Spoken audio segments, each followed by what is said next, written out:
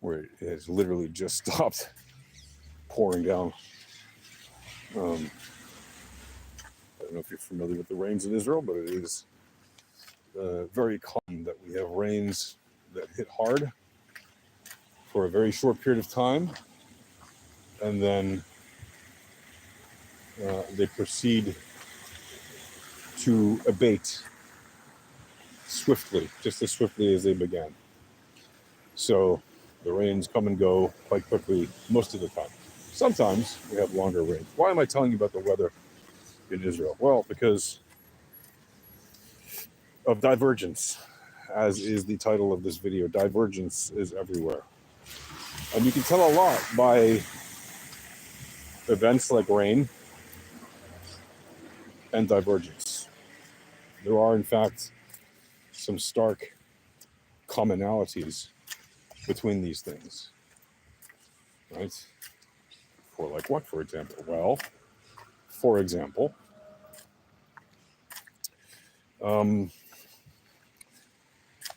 the divergence of the weather, right? The current weather from, let's say, the statistical average of the current weather at this current time of year, for example. Right? Is there a divergence or is there not? Right? What are the returns, if you will, of the current weather showing you versus the statistical average, which you might think of as the price of the weather at this time of year, right? And historically, over the past however many days, weeks, months, or years, is there a divergence between them? And if so, is that divergence effectively bullish or bearish? And is it, a hidden bullish or bearish divergence, or is it not? Is it a regular bullish or bearish divergence? Why weather? Of all the nebulous things I could have chosen to give you an example of, well, it's to show you that even with weather, which is somewhat nebulous, right, with the clouds and everything, and the unpredictability to some degree, because of randomness, because of literally geometric Brownian motion of clouds and air and rain and snow, and what have you, hail, heat, right? Because of that nebulousness, you get that randomness, and which demonstrates that even in something as simple as the weather, there is in fact the effect of the random walk, and there is in fact the effect of the trending move, which can be measured by entropy. When the weather is on a random walk, you can measure it entropically.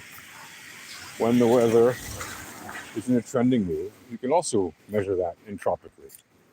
And when there's divergence on the returns of the weather versus the historical data of the weather,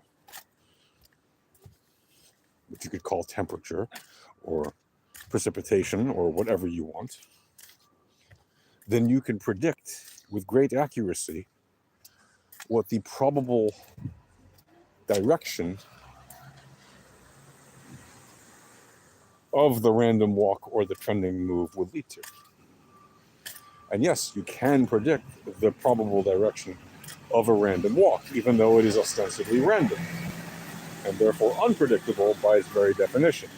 Well, when you correlate the random walk of the weather, or an asset price, or anything, right? When you correlate the random walk, right, of the entropy of that random walk to another aspect of its entropy, right, like its Shannon entropy percentile or its alpha squared entropy power percentile,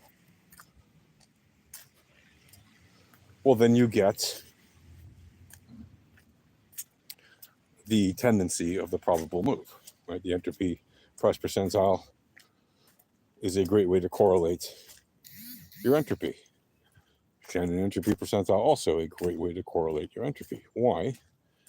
Because when you correlate them, you can very easily see that the very same 6 tendencies that apply to being able to predict the probable direction of an asset or an event like weather based on its volatility, its historical volatility, and its correlation to the past data set, past and current data set, gives you the ability to predict the direction of the movement, right, of what's coming now and next. It's not, it's not reading a crystal ball and trying to divine the future through woo-woo. It's mathematics, statistical probabilities telling you these are the probabilities. And if you know them, and if you know the most common levels that these probabilities tend to operate within, it's really not that complicated to understand, okay, if there's a 95.5% probability that the weather will do something within the following range, right, plus minus, within this following range, away from the mean, right, as far as it will be within, close to or within the mean, or away from the mean. And there's only a 4.5% probability that it will do so beyond that. So what is the probability, if you have to bet on it, that is likely to happen? Would you take the 95.5% probability or the 4.5% probability? Would you take a 99.7% probability or the 0.3% probability? And the answer is, it depends on the context. You have to look at the information and be able to analyze it quickly to see when things are beginning to be fat tail outliers of variance, right, or volatility or entropy, and when they are peaking, and when they're beginning to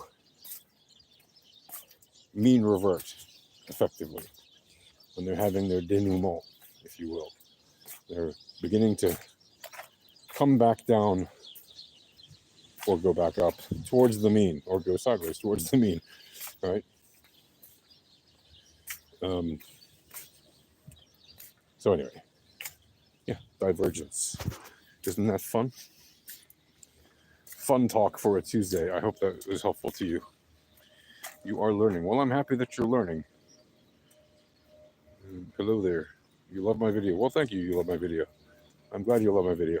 I hope it's informational, informative, and educational. And if you like my videos, give it the old subscribe, why don't you? If you haven't already. And like this video if you like it. Click the old like button. And tell somebody about it. Anyway, we'll be happy to talk more about probabilities and statistics, and divergence and entropy, as I often do. But yeah, feel free to tune in again next time.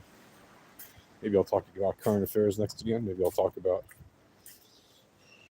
more about probabilities and statistics, or trading specifically, using probabilities and statistics. We'll see what the next video will bring. I always have surprises up my sleeve, even if it seems like I talk about the same things a lot. Oh well. There you guys have it. Ta-ta for now.